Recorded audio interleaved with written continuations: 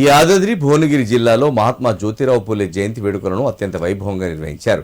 భువనగిరి పట్టణంలోని పూలే విగ్రహానికి ప్రభుత్వ whip Aler MLA Beerla Ilaiah, MLA Kumbham Anil Kumar Reddy పూలమాలలు వేసి నివాళులు అర్పించారు. ఈ సందర్భంగా వారు మాట్లాడుతూ అణగారిన వర్గాల అభ్యున్నతికి, విద్య, సమానత్వం, సామాజిక న్యాయం కోసం తన జీవితాన్ని అంకితం చేసిన మహానీయుడని కొనియాడారు.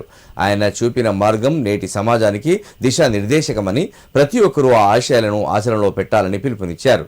కార్యక్రమంలో స్థానిక ప్రజా ప్రతినిధులు, అధికారులు, నాయకులు, కార్యకర్తలు, ప్రజలు పాల్గొన్నారు.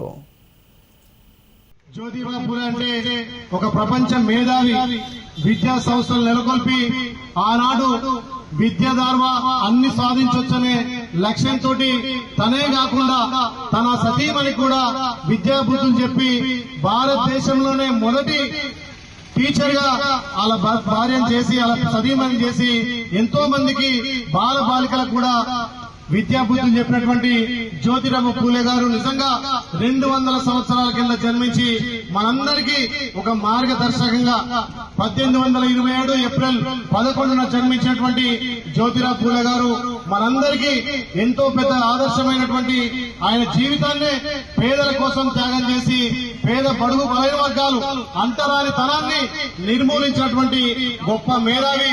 అలాంటి పెద్దలను, అలాంటి మహనీయుని ఆదర్శంగా తీసుకొని మనందరం ముందుకు పోవాల్సిన అవసరం ఉంది.